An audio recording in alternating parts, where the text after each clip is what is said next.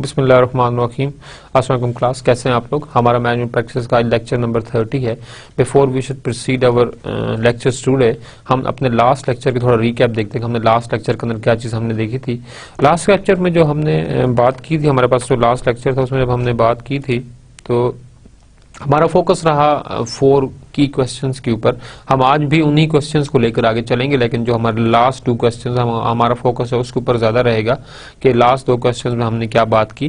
जो हमारा last lecture था हमने उसमें बात की कि मैनेजिंग ग्लोबल एनवायरनमेंट, के if you want to go global तो आपने जो है मैनेज करना है अपने पास ग्लोबल एनवायरनमेंट को। फिर हमने से बात कहा कि जो कंपनीज इंटरनेशनल बिजनेस में इन्वॉल्व हैं, why they are involve in international business, what are the different factors they are looking for. अपने कंट्री में तो वो बिजनेस कर रही है, बट वो इंटरनेशनल बिजनेस की तरफ क्यों फोकस कर रही है, एक कंट्री से दूसरी कंट्री के अंदर जो है बिजनेस को शिफ्ट किया जाए, बिजनेस में बढ़ाया जाए, व्हाट इज द रीजंस। तो हमने जो डिफरेंट रीजंस देखे उनमें हमारे पास जो फर्स्ट रीजन है वो हमारे पास था प्रॉफिट, कि you want to maximise the profit. फिर हमने यहाँ बात की थी आपके पास कि जो आपके पास करेंसी का एक्सचेंज रेट है वो आपको हेल्प करता है कि आप अपने क्या करें कि प्रॉफिट मार्जिन को जो है आप वो बढ़ा सकें। ठीक है, तो एक चीज हमारे पास ये हुई कि कंट्री का जो एक्सचेंज रेट है वो हमारे पास प्रॉफिट को आपके जो है वो बढ़ाता है। सेकंड इंपॉर्टेंट चीज हमने फिर देखी कि हमने देखा कि जो आपके पास लेबर है, चीप लेबर का होना, ये भी आपके पास एक और फैक्टर है जो कि आपको हेल्प करता है कि ठीक है जी आपका बिजनेस जो है वो है यहाँ पर और आप उन चीज़ों को जो है वो मैनेज करना है। तो जब आपके पास लेबर आपको सस्ता मिलेगा तो आपके पास जो ओवरऑल प्रोडक्शन कॉस्ट है वो आपके पास जो है कम हो जाएगी। इसी तरह आपके पास रॉ मटेरियल का जो है वो सस्ता और रिबंडेंट मिल जाना, दिस इज अनदर फैक्टर जो कंपनीज जो है ज्यादा ग्लोबली जो है वो बिजनेस शिफ्ट करती हैं, अपना रॉ मटेरियल के अबंडेंट होना, समथिंग लाइक दैट। आप एक और चीज देखेंगे, हर जगह पर आपके पास प्रॉफिट या आपके पास लेबर है या सप्लायर है, ये चीजें आपके पास नहीं है। कई दफा आपके पास आपकी कंट्री के जो इंटरनल पॉलिटिकल सिचुएशन है या जो कंट्री के डिफरेंट पॉलिसीज हैं वो आपके पास इतनी ज्यादा एक सपोर्टिव नहीं होती, तो कंट्रीज क्या करती हैं अपने पास बिजनेस को ग्लोबली मूव करते हैं। इन केस ऑफ पाकिस्तान जो रिसेंट आपके पास जो लोड शेडिंग का इफेक्ट रहा, जो एनर्जी क्राइसिस हमारे पास बहुत ही ज्यादा रहे, अगर इनके ऊपर हम फोकस करते हैं तो आपको पता चलेगा कि आपकी बहुत सी जो इंडस्ट्रीज हैं वो आपके पास क्या हो गई, उन्होंने जो है वो शिफ्ट कर लिया पाकिस्तान से अपने बिजनेसेस को बाहर कंट्रीज के अंदर, दूसरे बिजनेसेस के अंदर। क्योंकि यहाँ पर एक बिजनेस बंद करने से अच्छा है कि थोड़ी सी आप कॉस्ट बियर करने के बाद आप क्या करें, उसको दूसरी कंट्री के अंदर किसी अपनी इन्वेस्ट को जो है वहां पर आप जो है उसको आप वो शिफ्ट कर दें। तो यहाँ पर एक थोड़ा सा इश्यूज हैं हमारे पाकिस्तान में एनर्जी क्राइसिस के। फॉर एग्जाम्पल लारनसपुर, आपके पास जबरदस्त गारमेंट की, पाकिस्तान की नंबर 1 गारमेंट फैक्ट्री लारनसपुर, they already shifted their business. ठीक है, उन्होंने अपना सेटअप शिफ्ट कर लिया because energy crisis this that आपके पास बिल्कुल अनबियरेबल कंडीशंस थी कि वाइंड अप करने से तो अच्छा है कि आप जो उसे शिफ्ट कर लें। तो आपके पास एक और फैक्टर भी ये है जो कि हमारे पास कंपनीज को मोटिवेट करता है या वो अपने बिजनेस को शिफ्ट करते हैं। This is something very sad but this is the fact, so we have to accept that. फिर हमने बात की डिफरेंट ग्लोबल प्रोस्पेक्टिव्स के, इसके अंदर फिर हमने बात की आपके साथ एटीट्यूड्स के बारे में कि आपके पास जो डिफरेंट एटीट्यूड्स होते हैं। ठीक है, इसके अंदर हमने बात की आपके पास एथनोसेंट्रिक एटीट्यूड की, पॉलीसेंट्रिक एटीट्यूड की हमने बात की, जियोसेंट्रिक एटीट्यूड की हमने बात की। हमें 3 डिफरेंट एटीट्यूड्स जो है वो आपसे हमने डिस्कस किए और हमारा जो फोकस रहा जियोसेंट्रिक या एथनोसेंट्रिक, हम स्टार्ट करते हैं एथनोसेंट्रिक एटीट्यूड से कि first of all you have to build your attitude. जो वर्किंग एटीट्यूड है वो आपको फर्स्ट ऑफ ऑल बिल्ड करना पड़ेगा। अब जो वर्किंग एटीट्यूड है हम यहाँ पर जो बात करते हैं, इसमें हमारे पास एथनोसेंट्रिक में हमने बात की कि आपके पास क्या है कि आप जो हैं वो अपने पास जो कंट्री के अंदर जो आपके पास डिफरेंट बिजनेसेस हैं उनकी जो बेस्ट प्रैक्टिसेस हैं उनको आप जो है वो अडॉप्ट करें। ठीक है, कंट्री की बेस्ट प्रैक्टिसेस को आपने जो है वो अडॉप्ट करना है। ठीक है, जब आप कंट्री की बेस्ट प्रैक्टिसेस को अडॉप्ट करेंगे, whether you are in industry, whether you are in education, business के अंदर आप हैं, तो you must be the Pakistan number 1 university. फिर आप उसके बाद दुनिया के अंदर जो है वो कम्पीट करना शुरू करें, then it will be something कि आपके पास चीज़ें जो है वो बढ़ना शुरू होंगी।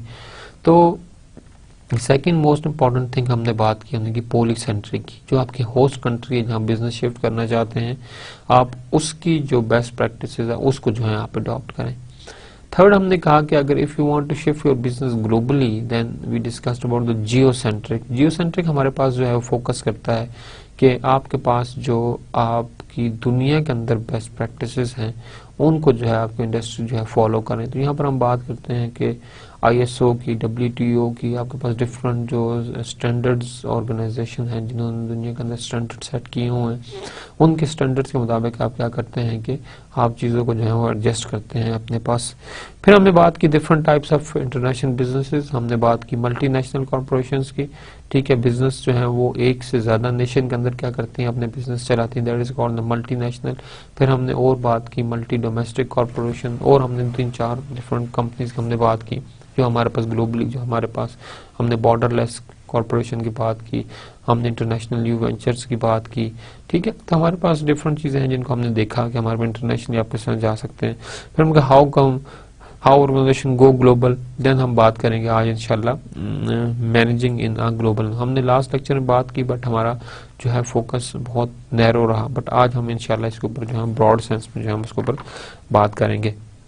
जो हमारा आज का लेक्चर रहेगा उसमें बात करेंगे ग्लोबल आउटसोर्सिंग के बारे में हम बात करेंगे, ठीक है, कि हाउ बिजनेस गो ग्लोबली आपने बिजनेस मूव करना है। First of all we should discuss what is global outsourcing, what are the benefits of the global outsourcing, but there are very limited but few disadvantages of global outsourcing, हम उसके बारे में भी बात करेंगे। Then we should discuss that what is mean by the export and import, licensing and franchising की हम बात करेंगे।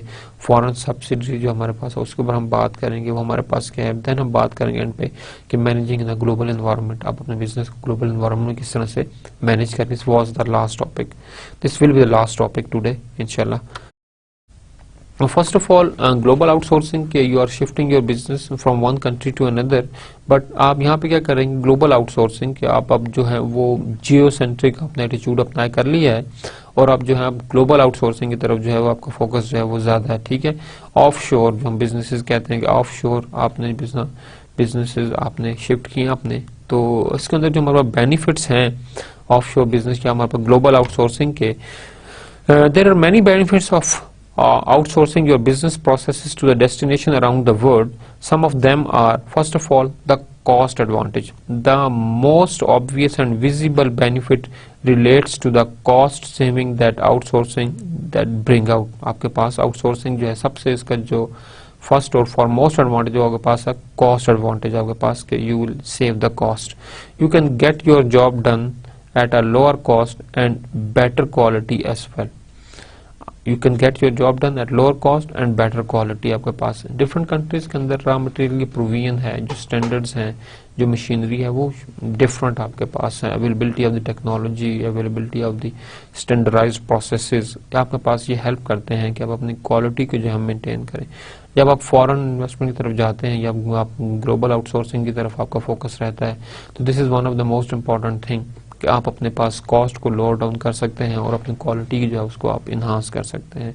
Due to differences in the wages between the western countries and Asia, the same kind of worker that is done over there can done in India at a fraction of the cost, ठीक है। आपकी जो second important factor जो wage factor है, शायद आप अगर USA के अंदर एक फॉर्म लगाते हैं तो वहाँ जो आपको वेजेस पे करने पड़ेंगे, तो you have to follow the rules and regulation of the US government कि जो एक लेबर की वेज होनी चाहिए उसको उस लिहाज से आपको पे करना पड़े। But if you taking the same work in India और पाकिस्तान और बांग्लादेश, डेवलपिंग कंट्रीज अगर आप अपना प्लांट लगाते हैं वहाँ पर आप करते हैं, तो ऑफ कोर्स बिल्कुल एक फ्रैक्शन ऑफ कॉस्ट आएगी जो आप वहाँ पर पे कर रहे थे वेज, और जो आप वेज जो है यहाँ पर पे कर रहे थे। तो ये जो डिफरेंस है ये ऑफ कोर्स जो है यहाँ पर आपको जो है वो चीज़ों को जो है वो बढ़ाने में जो है वो सेटअप करने में, तो जो ये वेज का एक डिफरेंस है that will also helpful for the companies to maximise their profit. There is a cost saving of around 60% by outsourcing your work to the India. 60% तक जो है आपकी कॉस्ट जो है वो सेव होती है। तो आप अब इससे अपने पास जो प्रॉफिट मार्जिन है, अगर एक यूनिट पे आप 60% सेव करते हैं, तो if you are making thousands of units, तो how many percent actually you are saving, तो आपके पास something very much important. Plus the quality of the services provided is high thereby ensuring that the low cost does not mean low quality। ठीक है कि हमारे पास जो services की क्वालिटी है उस पर आप कंप्रोमाइज नहीं करते। जिस तरह मैंने आपसे कहा कि मे बी डेवलप्ड कंट्रीज के अंदर आपके पास हैं processes, machinery, setup, evaluation, quality criteria वो बहुत स्ट्रिक्ट हैं और वो बहुत वेल डिफाइंड हैं। ठीक है, और इसी तरह से उन्होंने जो है कंपनी ने फैसिलिटेट भी किया हुआ आपके पास चीज़ों को बैलेंस करने में, मैनेज करने में, चीज़ें उस तरह से अपने जो है उसको मैनेज भी करती हैं। तो हम जब कॉस्ट लो करने की बात करते हैं तो it doesn't mean that we are compromising on the quality. Quality के ऊपर हम जो है वो कंप्रोमाइज नहीं कर रहे, क्वालिटी आपने स्टिल जो है वही रखी है और उसी को आप जो है मेंटेन रख रहे हैं। Increased efficiency when you outsource your business need to an outsourcing partner. They bring years of experience in business practices and expertise in delivering complex outsourcing project. जब आप बिजनेस को आउटसोर्स करते हैं तो you are not alone of course. आप जिस host country में जा रहे हैं there must be someone who is helping you, who is supporting you उस कंट्री के अंदर। तो जब आप आउटसोर्स करते हैं या आप शिफ्ट होते हैं अपने बिजनेस को दूसरे बिजनेस में शिफ्ट करते हैं तो you have already a lot of experience. ठीक है, you have history of experience actually because you are already in this business. तो आपके पास एक सेटअप के अंदर एक हिस्ट्री है, एक डेवलप्ड ऑलरेडी है जिसमें आप पहले काम कर चुके हैं और आप उस चीज़ को उस तरह से कर रहे हैं। तो आपके पास जो पार्टनर होता है आउटसोर्सिंग वाला वो आपके पास जो है एक अच्छा खासा एक्सपीरियंस लेकर जो है वो अपने साथ आता है। ठीक है, और जो आपके पास कम्प्लेक्सिटी है या डिफरेंट प्रोसेसेस को इनिशियली जो आपको चीज़ों को हैंडल करने के लिए जो आपको डिफरेंट प्रोसेसेस करने पड़ते हैं उसमें वो बहुत ज़्यादा जो है आपकी जो है वो सपोर्ट करता है यहाँ पर। तो यहाँ पर आप इन चीज़ों को देखना है कि सिर्फ आपके पास कॉस्ट बेनिफिट नहीं है बल्कि ये आपकी जो ओवरऑल एफिशिएंसी है उसको भी जो है वो आपके पास बढ़ाता है। जितने ज़्यादा आपके पास expert knowledge, expert opinion, expert आपके पास एम्प्लॉयज होंगे उतने ही इफेक्टिवली और एफिशिएंटली आप क्या कर सकेंगे, वो कंट्रीब्यूट कर सकेंगे। Thus they can do the job better with their knowledge and understanding of the domain. आप जब बात करेंगे डोमेन की तो आपके पास एक ऑर्गेनाइजेशन के अंदर डिफरेंट डोमेन्स होती हैं और हर डोमेन के अंदर अपना एक क्या आपके पास एक्सपर्टीज और एक्सपर्ट आपके पास होता है। तो यहाँ पर आप क्या बात करते हैं कि जो आपके पास एक्सपर्ट हैं डिफरेंट डोमेन्स के, ठीक है, आप उस लिहाज से जो है चीज़ों को जो है वो मैनेज करते हैं और उस लिहाज से आप चीज़ों को जो है वो देखते हैं। तो जितने आपके पास डिफरेंट डोमेन्स होंगी उतने ही ज़्यादा आपके पास जो है वो एक्सपर्ट होना भी ज़रूरी है, क्योंकि जब आप आउटसोर्सिंग की बात करते हैं तो आपके पास अगर डोमेन के अंदर एक्सपर्ट लोग नहीं होंगे तो यहाँ पर भी आपके पास इश्यूज आएंगे। हम बिल्कुल भी ये बात नहीं करेंगे कि हमारे पास हमेशा ही आपके पास प्रॉफिट होगा, बट आपके पास अगर एक्सपर्टीज जो है वो लेक करती हैं डोमेन्स के अंदर तो वहाँ पर आपके पास प्रॉफिट जो है वो इंश्योर करना थोड़ा सा मुश्किल आपके पास हो जाएगा यहाँ पर। तो this lead to an increase in productivity and efficiency in the process as thereby contributing to the bottom line of your company। ठीक है, another important benefit of the global outsourcing is concentration on the core business areas। यहाँ से एक थोड़ा सा आपके पास जो फोकस है वो डाइवर्ट होता है कि what are the core business areas. हमारे पास वो ऑपरेशंस जो आपको ज़्यादा बेनिफिट्स देते हैं, आपका फोकस जो है उस तरफ ज़्यादा डाइवर्ट होता है। दिस इज़ वेरी नेचुरल कि आप अगर एक होस्ट कंट्री के अंदर भी आप अगर एक अपने पास कंट्री के अंदर अपने कंट्री में काम कर रहे हैं तो वहाँ पर भी आपका फोकस जो है उन बिजनेस यूनिट्स के ऊपर ज़्यादा होगा, ये होना चाहिए जो आपको जो है प्रॉफिट में ज़्यादा कंट्रीब्यूट करते हैं। और वो बिजनेस यूनिट्स जो आपके पास जो है वो प्रॉफिटेबिलिटी में कंट्रीब्यूट नहीं कर रहे, आप उनको क्या करते हैं, उनको आप जो है वो अपने बिजनेस से साइडलाइन कर। That thing is called retrenchment. This is one of the strategy to save the cost और जनरेट द कॉस्ट। दोनों चीज़ों में आपके पास हेल्पफुल है। तो रिट्रेचमेंट एक स्ट्रेटजी है जिसके थ्रू कंपनी से करती हैं, खुद को मैनेज करती हैं।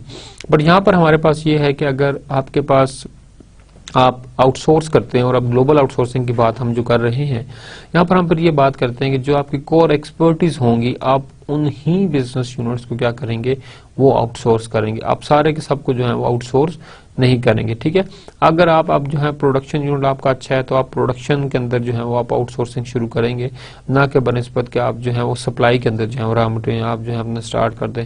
तो कंपनीज को भी पता चलता है कि ये हमारे कोर जो है वो एक्सपर्टीज एरियाज हैं, कोर बिजनेस एरियाज, और इनके अंदर हमने क्या करना है वो एक्सेल करना है, इनके अंदर हमने क्या करना है आगे जो है वो मूव करना है। ठीक है, Back office operations of company require high maintenance and specialized attention, yet most of them are critical for company everyday activities. By outsourcing their back office operations, businesses can concentrate on their core competencies while their back office operations are being managed smoothly by the specialized third party company. ये भी हमारे पास एक outsourcing globally हमारे पास है, ठीक है, कि आप अपने जो है बैक ऑफिस जो है वो स्पेशलाइज्ड कंपनी हैंडल करती है, जबकि आप जो अपने पास कोर एक्टिविटीज़ हैं उनको आउटसोर्स करके उनको आप जो है सेल्फ मैनेज करते हैं। World class technology at the lowest rate, ये हमारे पास एक कोर बेनिफिट है ग्लोबल आउटसोर्सिंग का। Investing in new technology is very often very costly and often risky as the technology market develops rapidly. आपके पास इनोवेशंस और डेवलपमेंट जो है टेक्नोलॉजी में खासकर और इंटरनेट और वेब साइट्स और इनके अंदर आपके पास जो है बहुत तेजी से डेवलपमेंट आती है, नई से नई चीज़ आपके पास रोजाना में शायद आपको मिल जाती हैं। It is difficult to keep up latest innovation and solutions, हमारे पास ये इतना मैनेज नहीं होता। Thus outsourcing to companies that have the resources, expertise and desire to continuously update their technological solution offer a true advantage of the outsourcing। तो that's why कि एक global outsourcing के अंदर भी यही फैक्टर आपके पास है कि आप जो हैं हाँ जो टेक्नोलॉजी बदलती है तो उन चीज़ों को मैनेज करना इतना हमारे पास स्टेबल या इतने स्मूथली हम उसको जो है मैनेज नहीं कर सकते। तो this is one of the factor कि वो कंपनीज या वो इदारे जहां आपके पास एक्सपर्ट मौजूद हैं, एक्सपर्टीज आपके पास हैं और उनके पास टेक्नोलॉजिकल सोल्यूशन हैं जो कि कंटिन्यूसली इन चीज़ों के ऊपर काम करते हैं और मॉनिटर करते हैं, अगर उसको वो चीज़ आपके पास देखें और कंट्रीब्यूट करें तो हमारे पास जो है एक एडवांटेज उन इदारों से जो है वो लिया जा सकता है जो कि ऑफ कोर्स आउटसोर्सिंग करते हैं और आउटसोर्सिंग के अंदर जो है फैसिलिटेट करते हैं। न सिर्फ जो आउटसोर्सिंग के जो आपके पास डिफरेंट ग्लोबल आउटसोर्सिंग के जो आपके पास डिफरेंट रिसोर्सेज होते हैं वो न सिर्फ एक्सपर्टीज शेयर करते हैं बल्कि जो आपके प्रॉब्लम्स हैं जो आपने बिजनेस शिफ्ट किया है उसके सोल्यूशंस भी जो है वो आपको प्रोवाइड करते हैं। Skilled manpower at affordable prices. Outsourcing gives a company the ability to get access to the skilled and trained manpower at extremely low rates. ठीक, एक इसका एक और benefit, this in turn leads to an increase in productivity as well as cost saving. ना सिर्फ आपकी productivity बढ़ती है बल्कि कॉस्ट भी आपकी जो है वो सेव होती है। अगर आपके पास बंदा नहीं है आपके पास, ठीक है, तो वो जो आपके पास कॉस्ट में आपको नुकसान हो रहा है उससे अच्छा है कि आप थोड़ी सी कॉस्ट में बंदा हायर करें और जो बड़ा नुकसान उससे आप खुद को जो बचा ले। By outsourcing a company saves on recruitment, training and other human resource cost it would otherwise have to maintain internally. Otherwise आपको इंटरनली मेंटेन करना पड़ेगा अगर आप आउटसोर्स नहीं करते। Also an advantage of the outsourcing is that company is able to utilize the kind of expertise it could not internally provide। अगर आप internally कोई चीज़ प्रोवाइड नहीं कर सकते, इंटरनली आपके पास कोई एक्सपर्टीज नहीं है तो आउटसोर्स के करके उस एक्सपर्टी की जो आपके पास कमी है उसको जो है पूरा किया जा सकता है। Then other important factor is the time zone advantage. Apart from the cost advantage the other much touted benefit has to do with the time zone differential between your country and the location you are outsourcing to। हमारे पास अगर आप different countries को देखें तो आपको time zone जो है different आपको मिलते हैं। मे बी जब पाकिस्तान में आपके पास ट्रेडिंग स्टार्ट होती है तब आपके पास यूएसए के अंदर शायद ट्रेडिंग बंद हो रही हो। आप टाइम डिफरेंस देखें अपने पास दोनों कंट्री तकरीबन 12 आवर्स का आपके पास जो है वो डिफरेंस है, ठीक है। आप फिर डेट का चेंज होना, पाकिस्तान में डेट पहले चेंज हो जाती है, यूएसए में डेट आपके पास जो है वो बाद में चेंज हो जाती है। तो दिस इज समथिंग कि आप जो है आउटसोर्सिंग करते हैं तो आप अपने बिजनेस को यहाँ भी मैनेज कर सकते हैं और वो डिफरेंस जो है टाइम का उसके अंदर आप वहाँ पर भी चीज़ों को जो है वो मैनेज कर सकते हैं। Increased productivity bye employing skilled man power in a larger number eight lower cost companies can really increase their productivity. This in turn would result in better customer satisfaction and increased profitability. Another important factor is the beat competition. In today's fast-paced global economy, a company need to provide high-quality services to its customer in order to retain them, as well as provide the services for the cheap prices. ठीक है, cheap prices, quality भी चाहिए but साथ साथ cheap prices होना भी आपके पास जो है वो जरूरी है। Outsourcing in this case can help the company maintain low cost with better services solution, thereby giving them a better market position or even a competitive advantage. ये भी आपके पास एक है. Tax benefit, by selecting the right business process outsourcing, destination companies can save up the tax, in turn saving on the cost. जिस तरह हमने आपसे बात की कि डिफरेंट आपके पास कंट्रीज हैं जो कंट्रीज आउटसोर्स करती हैं, ग्लोबल आउटसोर्सिंग करती हैं, बिजनेस को शिफ्ट करती हैं from one place to another place country, तो कंट्रीज आपके पास डिफरेंट सब्सिडीज जो हैं वो प्रोवाइड करती हैं. लाइक बांग्लादेश के अंदर अगर आप बिजनेस आजकल शिफ्ट करें तो they provide you subsidy on the electricity. ठीक है, तो डिफरेंट सब्सिडीज प्रोवाइड की जाती हैं ताकि कंपनीज को मोटिवेट किया जाए कि वो अपनी इन्वेस्टमेंट जो है वो शिफ्ट करें और दूसरी कंपनीज के अंदर अपने बिजनेस को जो है वो लेकर आए. Some of the disadvantage of the global outsourcing: loss of managerial control because it is more difficult to manage outside service providers than managing one's own employee working possibly in the same building. Of course, attention आपकी divert हो जाती है because you should focus on the external outsourced person or you should focus your own internal employees. Often the hidden costs are difficult to calculate or prepare for. These include legal costs related to putting together a contract between two companies and the time spent to coordinating the contract. आप बाहरी companies contract करते हैं, आप time गुजारते हैं, तो it will surely a difficult process. Legally आपके पास आप bound होते हैं कि आप अपनी कंपनी के जो इंफॉर्मेशन है वो शेयर कर रहे हैं, तो उन लीगल प्रोसेसेस को भी देखना पड़ता है कंपनी के साथ साथ. Another disadvantage of the outsourcing can be a threat to security and confidentiality. If your company is outsourcing processes like payroll, medical transcription or other confidential information, a company must be very careful in choosing which process it want to outsource and to which provider. Of course, whenever you are going to outsource something, you have to first authenticate the service provider जो services दे रहा है outsourcing, उसको आप authenticate करना है because you can not outsource all of the task. ठीक है, आपको जो है कुछ चीज़ें जो है वो आउटसोर्स नहीं करनी पड़ती, कुछ चीज़ें आपकी इंफॉर्मेशन सिक्योरिटी वो बहुत ज़रूरी है जिनको आउटसोर्स नहीं किया जा सकता, कंपनी उनके ऊपर जो है वो रिलाई नहीं करती. Possible loss of flexibility in reacting to the changing business condition, lack of internal and external customer focus, and sharing cost saving may also be the disadvantage of the outsource. Another disadvantage. Other disadvantages of outsourcing may include unfavorable contract length, loss of competitive edge, problem in contract renewal, and contractual misunderstandings. These are few the factors जो हमारे पास global outsourcing में है. But what exactly does global outsourcing entail? Global outsourcing entails identifying, evaluating, negotiating, configuring supply across multiple geographies to reduce the cost, maximize the performance, and mitigate the risk. 3 हमारे पास जो हैं वो factors हैं जिनको हम देखते हैं कि first of all we want to reduce the cost, we want to maximise the profit and want to mitigate, we want to reduce the risk. But how? There are the 3 other factors which we have to do, 4 other factors.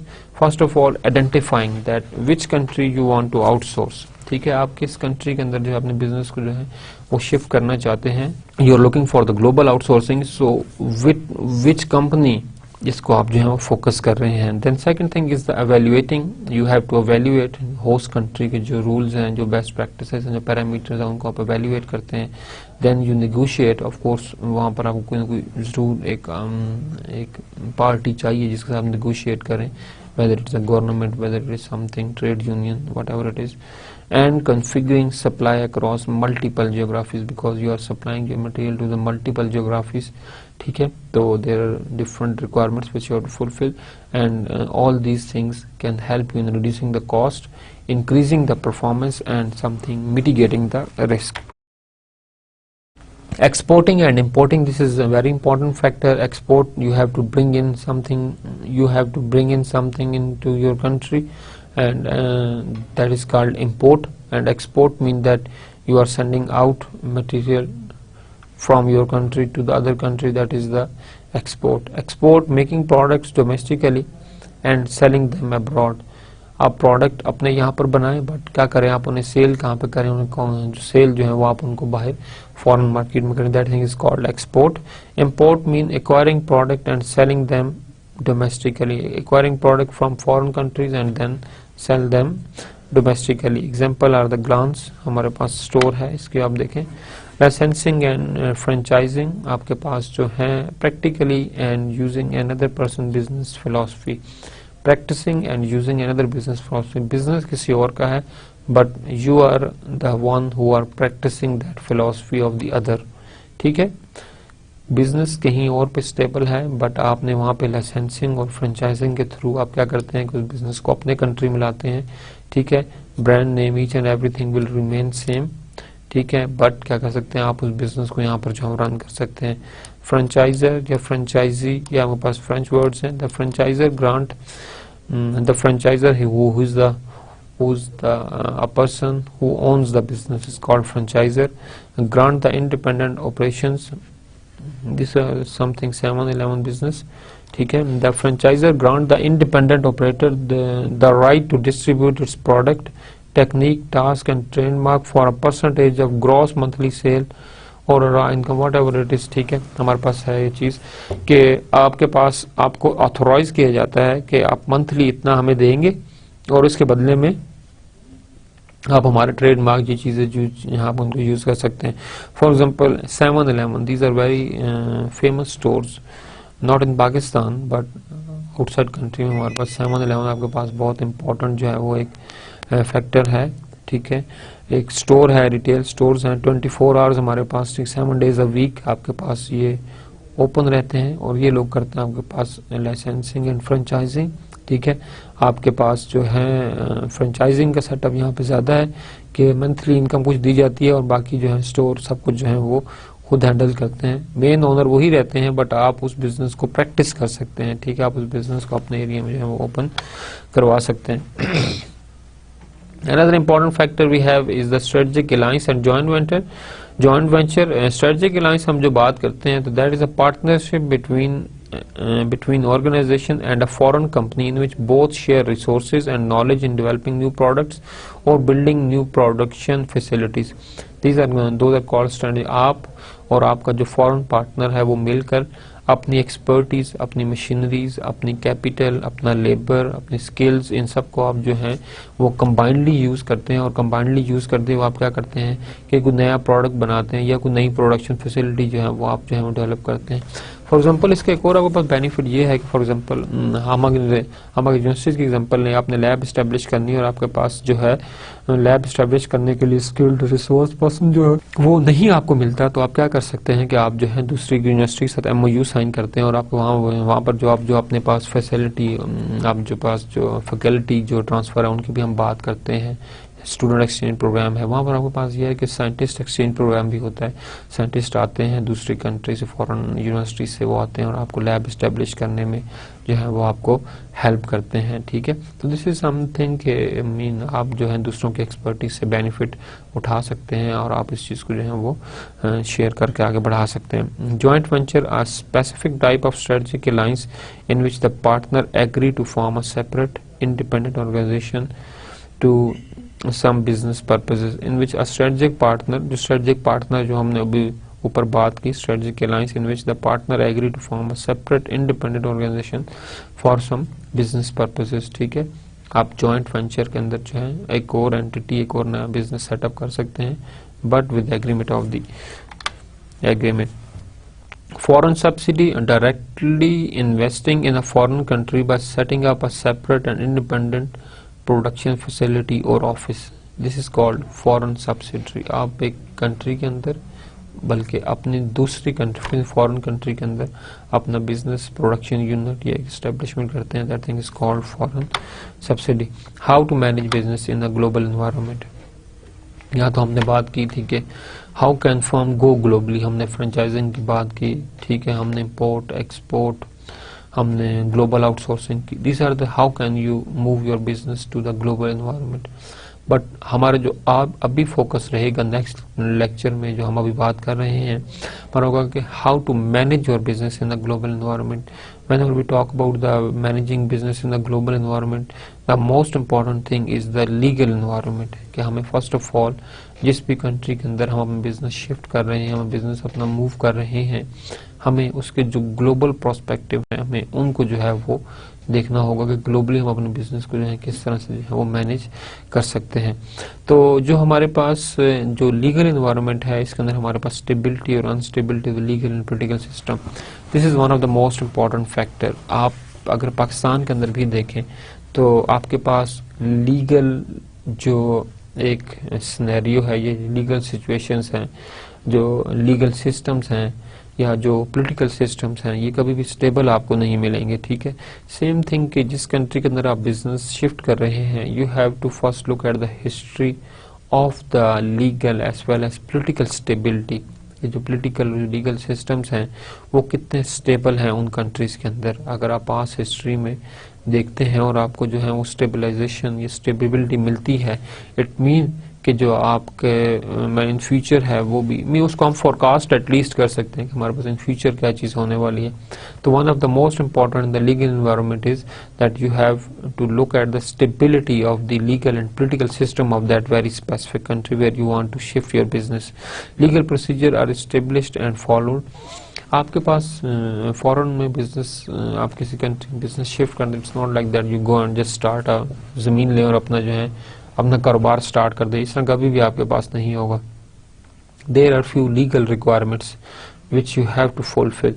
वो legal requirements government के end के ऊपर होती हैं। Tax payment आपके पास है, whether being a foreigner आप लैंड परचेज कर सकते हैं, परचेज नहीं कर सकते, बहुत सी ऐसी चीजें जो आपके पास और भी हैं जिनको जो है वो देखना आपके पास जो है वो जरूरी है। किस तरह से आप चीजों को जो है वो मैनेज करते हैं, किस तरह आप चीजों को जो है वो देखते हैं। But first of all you have to look for the legal procedure. Legal procedures जो कंपनी के हैं you have to establish and you have to follow those. Fair and honest election held on regular basis. हमारे पास this is one of the another requirement of the political system. Difference in the laws of the various nation, effect on the business activities, effect on delivery of the product and services. आपके पास different जो rules and regulation है countries के साथ साथ all over the world, global हम बात कर रहे हैं तो ग्लोबल के भी थोड़े से डिफरेंट जो है सिनेरियोज आपके पास होते हैं। फॉर एग्जांपल ओपेक जो आपके पास ऑयल एंड पेट्रोलियम जो है आपके पास इंपोर्ट एक्सपोर्ट कॉर्पोरेशन है, it actually control the oil prices. आपके पास ऑयल की प्राइस दुनिया में कहीं पर भी बढ़ती है, ठीक है, तो आपके पास इफेक्ट जो है डायरेक्टली डेवलपिंग कंट्रीज के अंदर आपको नजर आता है। और पाकिस्तान की गवर्नमेंट जो आपके पास क्या करती है, प्राइस क्या करती है, आपको बढ़ाती हुई जो है वो नजर आती है। प्राइस बढ़ रही हो कि इंटरनेशनल जो है वो वर्ल्ड के अंदर भी प्राइस जो आपके पास इंक्रीज आपके पास हुई है। तो यहाँ पर इन चीज़ों को आप जो है वो अगर हम देखते हैं तो आपको पता चलता है कि डिफरेंट कंट्रीज के डिफरेंट लॉज होते हैं और ज़रूरी नहीं कि हर दफ़ा वो लॉ जो है आपको फेवर करे। फॉर एग्जांपल आपको किसी थोड़े से पॉइंट पर सब्सिडी दे भी दी गई है, लेकिन वो सब्सिडी जो है लॉन्ग टर्म में जो है वो कंट्रीब्यूट नहीं करेगी। शायद कुछ और फैक्टर्स हो एक्सटर्नल एनवायरनमेंट के आपके पास जो कि आपके बिजनेस को जो है वो इफेक्ट कर रहे हों। ठीक है, तो effect on the business activities, first important thing कि आपके पास legal political systems they may impact on your business as well as your something functional activities of the business. Effect on the delivery of the product and services, of course, and the second thing is that if आपके पास business activity stable नहीं है तो it has very strong effect on your product as well as the services. इनके ऊपर भी इनका impact जो है वो आ सकता है। The economic environment, आपने जहाँ business shift किया है, you also have to focus on the economic environment of that very specific country. And how can you manage something economic environment? First of all we have to look at the economic systems. So economic systems आपसे बनते हैं market economy से, और जो आपके पास command economy है इनसे जो है आपके इकोनॉमिक सिस्टम जो है वो डेवलप होते हैं। मार्केट इकोनॉमी का मतलब ये आपके पास है कि an economy in which resources are primarily owned and controlled by the private sector, that is called market economy. कि जहाँ पे आपके पास जो resources हैं वो आपके अपने नहीं हैं बल्कि they are already owned by someone, ठीक है, and controlled by the private sector। कि आपके पास रिसोर्सेज प्राइमरली ओन्ड और कंट्रोल दोनों जो है उनके पास प्राइवेट सेक्टर पास है। इस तरह की हम इकोनॉमी को बोलते हैं मार्केट इकोनॉमी के पास। Command economy and economy in which all the economic decisions are planned by a central government. तो आप जहां पर भी बिजनेस शिफ्ट कर रहे हैं, फर्स्ट ऑफ ऑल आपको जो ग्लोबल एनवायरनमेंट में चीज को फोकस करना है, you have to look that whether the economy you are shifting your business is the market economy or the command economy, कि आपके पास बिजनेसेस जो हैं वो किस तरह के हैं, कमांड इकोनॉमी वाले हैं या मार्केट इकोनॉमी वाले हैं। अगर हम मार्केट इकोनॉमी की बात करेंगे, it's mean that all the resources are primarily owned and controlled by the private sector. This thing is something else. अगर गवर्नमेंट के कंट्रोल के अंदर है तो of course you have to look forward towards the government rules and regulation, कि government rule regulation कितने supportive हैं और वो कितने सपोर्ट के साथ जो है आपके बिजनेस को आगे लेकर चलते हैं, ये हेल्प करते हैं आपको। सो जिस पे आप कमांड इकोनॉमी में जब गवर्नमेंट है कि रिसोर्सेज को प्लान ही गवर्नमेंट कर रही है और डिस्ट्रीब्यूट भी जो है वो आपके पास गवर्नमेंट ही जो है वो कर रही है।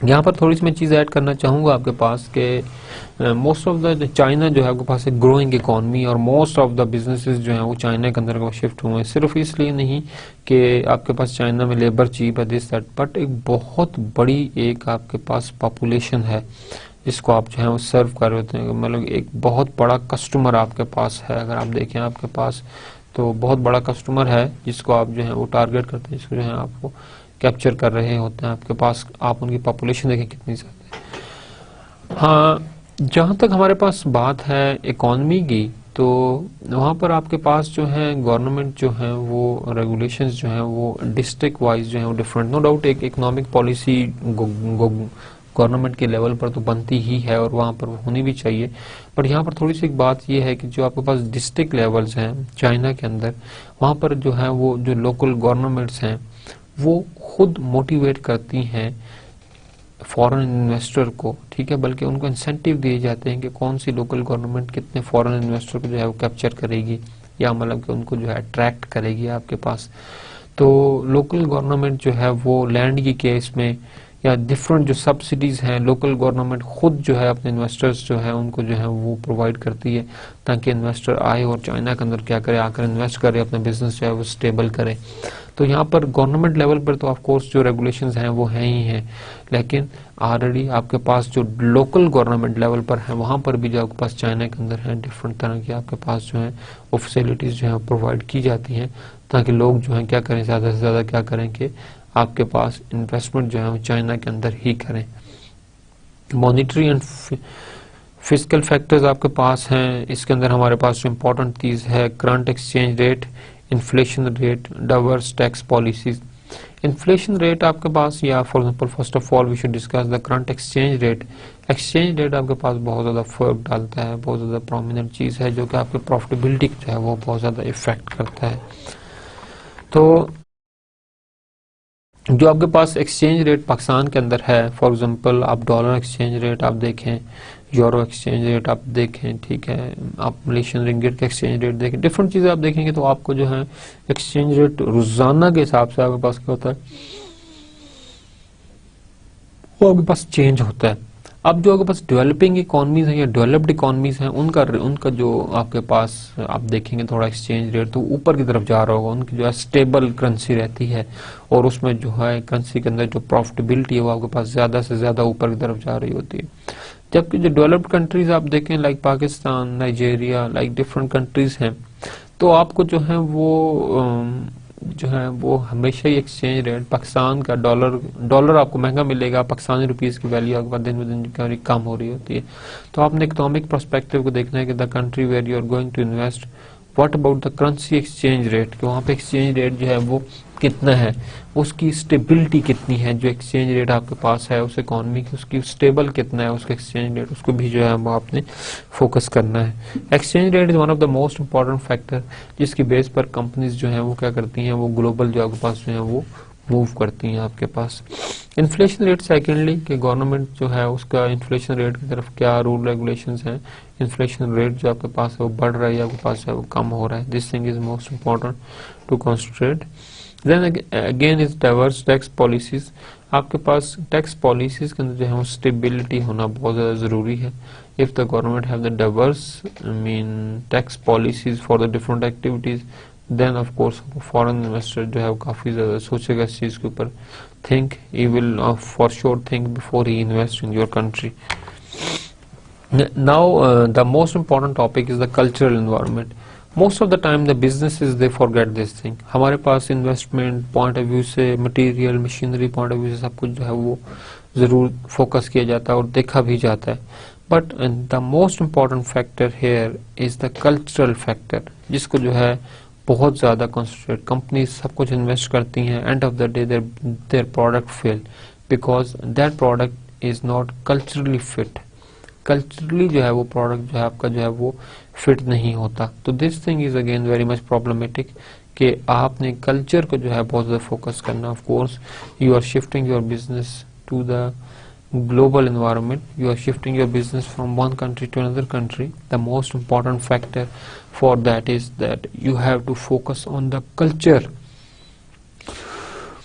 of that country. This is most important thing. Culture, what is national culture? Is the values and attitude shared by the individual from a specific country that shape their behavior and benefits about what is important. So you had seen the importance of the national culture. It is the actually which shape the behavior of the people. आपके पास national culture ठीक है, लोगों का सोचना, लोगों का उठना बैठना, लोगों को कपड़े पहनना, लोगों के डिफरेंट स्टाइल से बात करना, ठीक है, एग्रेसिव पन होना, ठीक है. लाइक चाइना में आपके पास जो है एक हॉट वाटर का बहुत ज़्यादा इस्तेमाल है. क्यों? रीजंस आपके पास कल्चर उनका है, कल्चर के अंदर चीज़ें आपके पास बिल्ट हुई बनी, चीज़ें मैनेज होती है आपके पास जो है अब इस फेज के अंदर आपके पास जो है वो पहुंची आकर. तो कंट्री का कल्चर जो है वो लोगों की थॉट्स, लोगों का एटीट्यूड जो आपके पास है, ठीक है वो, और it is of course different from one country to another country. Like हमारे पास जो है, हमने लास्ट लेक्चर में आपको याद हो तो हमने बात की थी कि हमारे पास जो जापानीज कल्चर है दे आर मोर फ्रेंडली, ठीक है, जबकि यूएस कल्चर के अंदर आपके पास जो है they are more focus on the productivity, क्योंकि आपके पास प्रोडक्शन के ऊपर फोकस ज़्यादा है, जबकि यहाँ पर आपके पास जो है प्रोडक्शन के ऊपर जो है फोकस इतना ज़्यादा आपके पास जो है वो नहीं है. ठीक है, तो देर इज समथिंग कि आपके पास चीज़ें जो हैं वो थोड़ी सी मुख्तलिफ हैं, इनको आप जो है वो देखना पड़ता है. May have more influence on organization then the organizational culture. ठीक है, may have more influence on organization then the organizational culture. आपके पास एक जो कल्चर है नेशनल कल्चर का ज़्यादा इन्फ्लुएंस होता है एक ऑर्गेनाइजेशन के ऊपर बनिस्बत हम ऑर्गेनाइजेशनल कल्चर की बात करें. ठीक है, हम बात कर रहे हैं वर्ल्ड बेस्ट प्रैक्टिसेस की, कि आप बेस्ट प्रैक्टिसेस जो हैं दुनिया की वो आप अडॉप्ट करें. ठीक है, of course it is good. ठीक है, आप मैनेज भी करते हो, but the most important thing is the national culture. कि नेशनल कल्चर जो है वो ज़्यादा इफ़ेक्टिव है, वो ज़्यादा असरात मुरतब करेगा आपको ऑर्गेनाइजेशन कल्चर के. Organization culture is something very much important to set up the work activity within the organization. ठीक है, ओपननेस, फ्रेंडली आपके पास इन्वायरमेंट आपके पास है, आपके पास इंफॉर्मेशन शेयरिंग जो है वो आपके पास बहुत ज़्यादा है. ठीक है, अनदर इम्पॉर्टेंट थिंग अगर हम इसके साथ हम एक चीज़ देखते हैं कि इंफॉर्मेशन शेयरिंग के साथ साथ डिसीजन मेकिंग में पार्टिसिपेशन. ठीक है, अगर बस ऑर्गेनाइजेशन कल्चर है कि कल्चर ऑर्गेनाइजेशन कैसा, देन आपके पास सेंट्रलाइज्ड पॉलिसी है, डिसेंट्रलाइज्ड पॉलिसी है, ये आपके पास ऑर्गेनाइजेशन का इंटरनल कल्चर है. ठीक है, this is all about that how can you motivate your workforce and how effectively you take work from them, कि एंड आपके पास जो आउटकम है वो आपके पास ज्यादा से ज्यादा और इफेक्टिव तरीके से जो है वो होनी चाहिए. बट नेशनल कल्चर जो है वो इसके ऊपर ज्यादा इम्पैक्ट डालेगा, क्योंकि national culture is all about the people, the actually the customer, the client you are dealing with. उनका बिहेवियर जो है, उनका जो एटीट्यूड है वो उस नेशनल कल्चर को जो है वो बिल्ड करता है. ठीक है, तो the more focus will be on the national culture.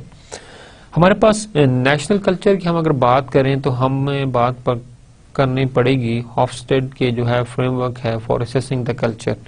ठीक है, जो हमारे पास डिफरेंट कल्चर्स हमारे पास जो हैं, हम अगर इसमें बात करें तो हमारे पास जो हैं वो कल्चर के अंदर जो है वो 5 मेजर फैक्टर्स हैं. नेशनल कल्चर के अंदर हम बात करें कि 5, you have to focus on the 5 major factors.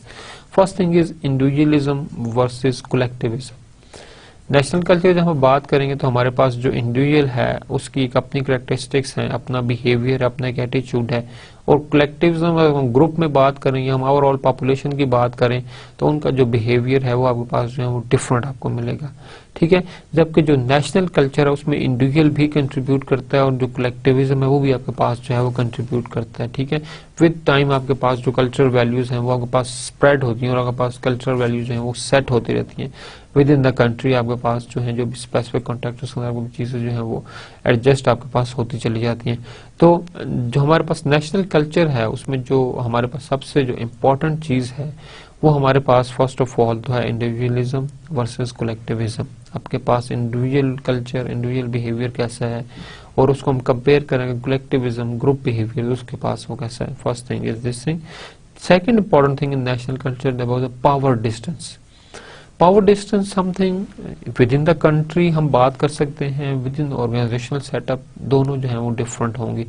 With in the country whether you are centralized, whether you are decentralized, whether you are open, whether you are focusing on the open door policy और you are focusing on the close door policy, किसके ऊपर जो है वो आपका focus जो है वो ज्यादा है। यहाँ पर ये चीजें जो है वो आपके पास बहुत ज्यादा मैटर करती हैं।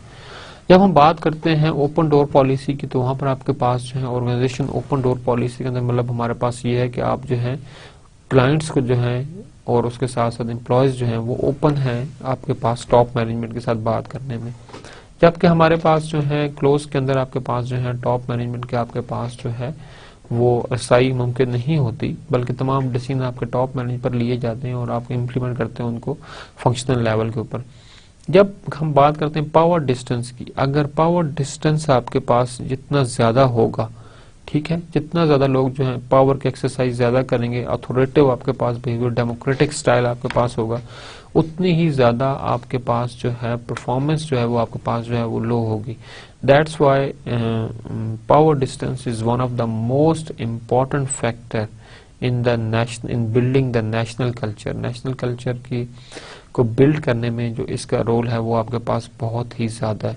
जबकि हम बात करें कि हमारे पास नेशनल लेवल के ऊपर जो पावर डिस्टेंस है, ठीक है, आपके पास डिफरेंट स्टेटस बने हुए हैं जी, इन डिफरेंट इनकम क्लासेस हैं, ठीक है, आपके पास किस लिए बनी हुई है कि हमारे पास डिफरेंस है इनकम के दरमियान, डिफरेंस है income between this group and this group, बहुत बड़े बड़े आपके पास डिफरेंसेस हैं, क्लास डिफरेंसेस आपके पास हैं, स्टेटस डिफरेंसेस आपके पास हैं different. This thing is something जो आपके पास जो है बिहेवियर्स लोगों के जो बिल्ड करती है।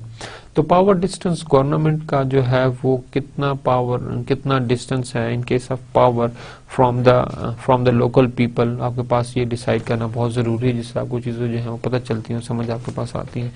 The third most important thing is the uncertainty avoidance, के आपका नेशनल कल्चर जो है वो अनसर्टेनिटी अवॉइडेंस के अंदर कितना कंट्रीब्यूट करता है। लोगों का जो सेंस है, जो एक अनसर्टेनिटी, जो अनसर्टेन कंडीशंस हैं उसके ऊपर लोग जो हैं वो किस तरह से बिहेव करते हैं आपके पास, ठीक है। अनसर्टेनिटी समथिंग नेशनल हैजर्ड है या समथिंग एक नेचर हैजर्ड है, कोई ऐसी प्रॉब्लम है जो आपके पास अकर होती है, तो उसको जो है वो ऐसा नेशन, ठीक है, किस तरह का कल्चर है हैंडल करने का। For example you have in earthquake इन पाकिस्तान, उसके अंदर नेशनल कल्चर आपने कैसा कंट्रीब्यूट किया, वहां पर जो आपके पास अनसर्टेनिटी अवॉइडेंस थी वो किस तरह से उस चीज को जो है वो मैनेज किया गया आपके पास, उस चीज को आपने जो है फोकस करना और देखना है। Another important thing is achievement versus nurturing. Achievement is something you achieve some, nurturing mean you are just feeding somebody, के आप किस तरह से उसको नर्चर करते हो, किस तरह आप उसको परवान चढ़ाते हो किसी चीज को। तो नेशनल कल्चर में ये दो चीजें अगेन इंपॉर्टेंट है, अचीवमेंट वर्सेस कि आप उसकी इनिशियल फेज को किस तरह से आप देखते हैं। Long term versus short term orientation. Orientation is one of the most important thing in organization as well as in country. So what is the difference between the short term orientation and long term orientation? इनके जो difference है again it contribute towards the national culture of the country. हमारे पास यहाँ पे कुछ एक comparison जो है वो प्रेजेंट किया गया डिफरेंट कंट्रीज का आपके पास, ठीक है, कि डिफरेंट कंट्रीज हैं वहाँ पे जो नेशनल कल्चर है वो आपके पास क्या है, ठीक है। तो how countries compare on host field dimensions of the national culture. तो यहाँ पर आपके पास जो है वो 5 कंट्रीज जो है वो डिफरेंट जो है वो ली गई हैं, बल्कि इससे ज्यादा आपके पास ली गई हैं। तो आप अगर लाइन एक देखते हैं तो आपके पास यहाँ पर नजर आएगा high power distance, low power distance. ठीक है, आपके पास पावर डिस्टेंस कहाँ पर जो है वो ज्यादा है और कहाँ पर आपके पास जो है वो कम है पावर डिस्टेंस। तो आप अगर इस चीज को देखते हैं आपके पास, तो you just came to know के जो आपके पास फिलीपीन है, यहाँ पर पावर डिस्टेंस जो है वो बहुत ही ज्यादा है फिलीपीन जैसी कंट्री के अंदर, जबकि आपके पास जापानीज, यूएसए एंड ऑस्ट्रिया, यहाँ पर आपको जो है वो पावर डिस्टेंस कम होता नजर आता है। ठीक है, और ऑस्ट्रिया के अंदर तो सबसे ज्यादा आपके पास जो है वो लो है पावर डिस्टेंस। ठीक है, तो यहाँ पर पावर डिस्टेंस आपके पास कम है, वहां पर पावर डिस्टेंस आपके पास जो है वो ज्यादा है। अगर आप देखते हैं हाई अनसर्टेनिटी अवॉइडेंस, यहाँ पर हमारे पास है लो अनसर्टेनिटी अवॉइडेंस। तो आपके पास जो ग्रीस है, यहाँ पर आपके पास अनसर्टेनिटी अवॉइडेंस जो है उसका कल्चर जो है वो ज्यादा है, बनिस्बत के जापानीज के अंदर भी ज्यादा है। USA and then in Singapore low uncertainty avoidance आपके पास जो है वो पाया जाता है। अनसर्टेनिटी अवॉइडेंस जो है बहुत ज्यादा आपके पास जो है वो लो है इन कल्चर्स के अंदर आपके पास। अगर आपके इसके साथ देखते हैं आप यूएसए के अंदर इंडिविजुअलिज्म जो है वो ज्यादा उसके ऊपर फोकस किया जाए, ज्यादा लोग जो है वो इंडिविजुअलिज्म जो है फोकस करते हैं। जापानीज, थाईलैंड, वेनेजुएला, आपके पास यहाँ पर जो है कलेक्टिविज्म के ऊपर पास ज्यादा फोकस है। अब दिस इज द कल्चर। ठीक है, कि whether you are thinking individually और whether you are thinking collectively. ठीक है, कि आप इंडिविजुअलिज्म के ऊपर ज्यादा फोकस करते हैं या कि आप कलेक्टिविज्म के ऊपर जो है ज्यादा आपका जो है वो फोकस है। तो ये चीज आपको जो है नेशनल कल्चर से ही पता चलेगी। तो आप अगर इस डायग्राम में देखें जो रिजल्ट्स और फाइंडिंग्स है नेशनल कल्चर के ऊपर हॉस्टफील्ड डायमेंशन ऑफ नेशनल कल्चर के मुताबिक, तो यूएसए में आपके पास इंडिविजुअलिज्म जो है वो ज्यादा। This is something very critical कि इंडिविजुअलिज्म जो है आप अपने आप के अंदर ज्यादा रहते हैं, आप कलेक्टिविज्म के ऊपर फोकस नहीं, जबकि आप इस चीज को we are very much concern about this thing कि आपके पास individual activity and group activity is something very much different. Individual में आप इतने प्रोडक्टिव नहीं है जितने आप कलेक्टिव के अंदर जो है वो ज्यादा आप जो है वो प्रोडक्टिव होते हैं। आप किसी चीज के अंदर कलेक्टिव आप उसके अंदर ज्यादा प्रोडक्टिव होंगे। तो but this is the national culture, so we have to just discuss.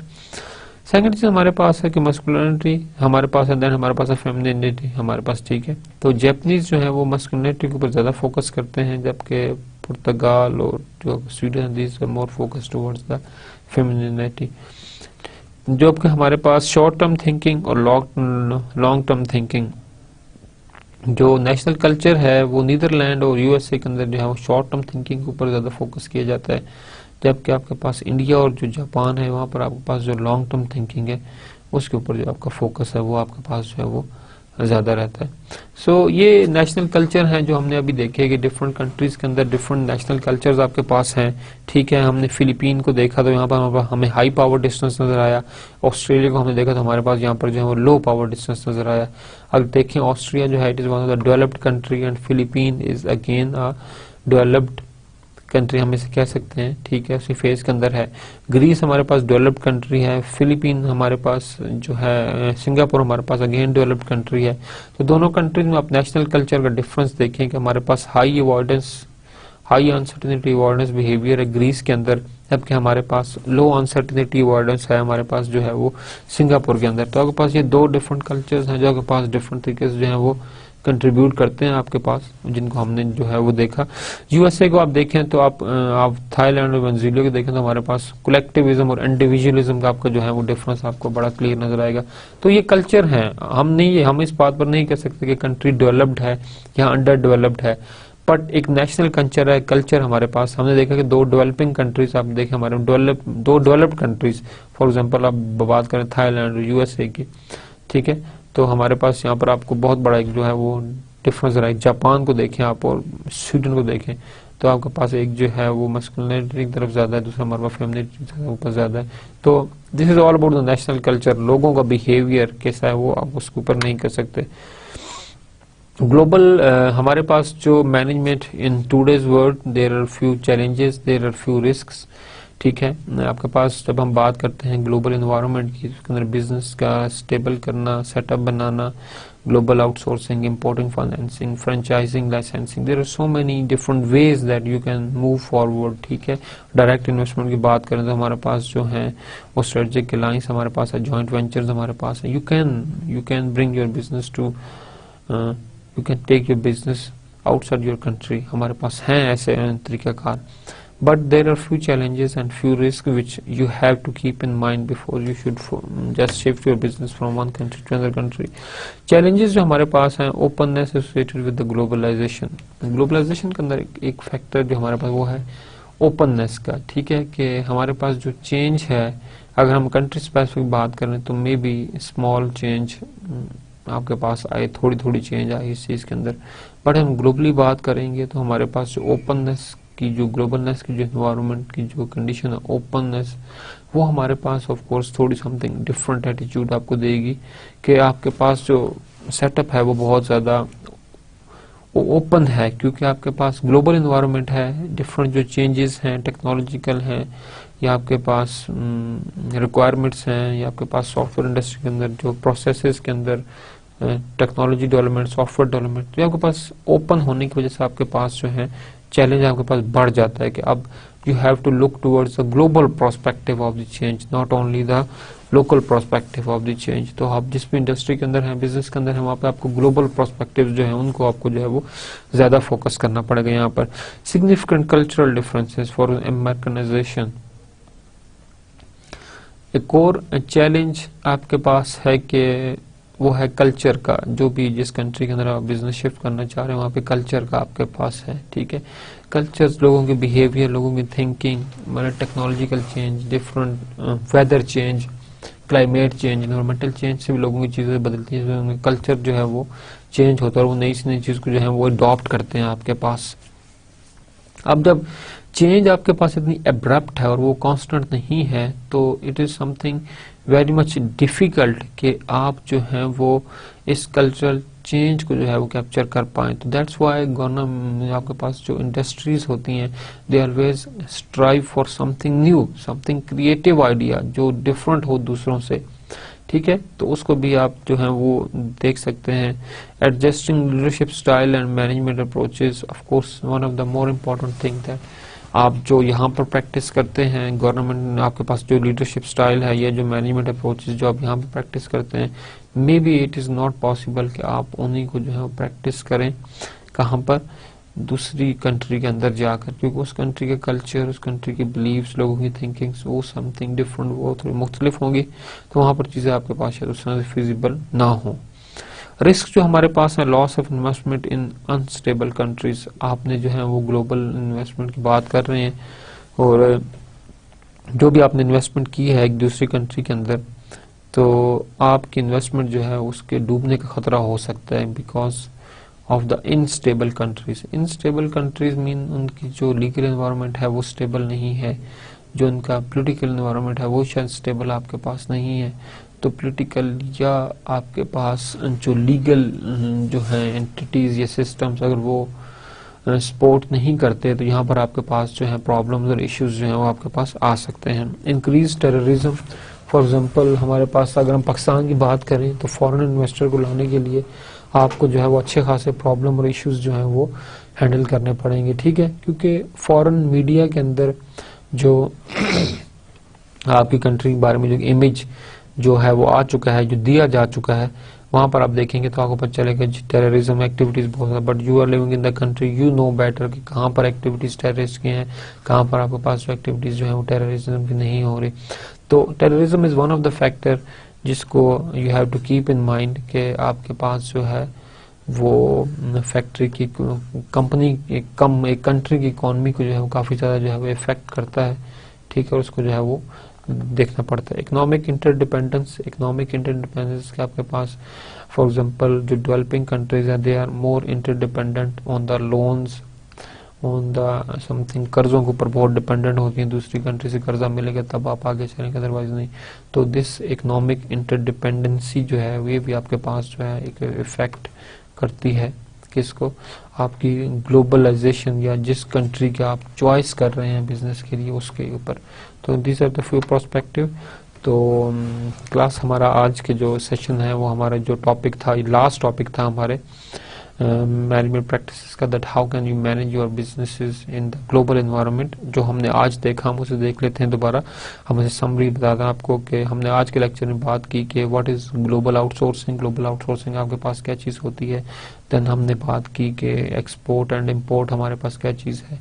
Licensing and franchising हमने इन डिटेल डिस्कशन हुई हमारी। फिर हमने बात की फॉरेन सब्सिडी की कि फॉरेन सब्सिडी आपके पास क्या है, ठीक है। अगेन हमारे पास है कि how can you manage your business globally. हमने लीगल एनवायरनमेंट की बात की, हमने इकोनॉमिक कंडीशंस की बात की, फिर हमने फ्यू रिस्क्स और फ्यू चैलेंजेस हमने उनको देखा। इंशाल्लाह जो हमारा नेक्स्ट लेक्चर होगा, नेक्स्ट लेक्चर में हम जो है रिवाइज करेंगे अपने फर्स्ट लेक्चर से लेके 15 लेक्चर तक जो इम्पोर्टेंट कॉन्सेप्ट्स हमने देखे थे। इंशाल्लाह हम उनको जो है वन बाय वन जो है हम उनको डिस्कस करेंगे। So thank you very much for today lecture. Inshallah see you in next lecture. Assalamu alaikum wa rahmatullahi wa barakatuh.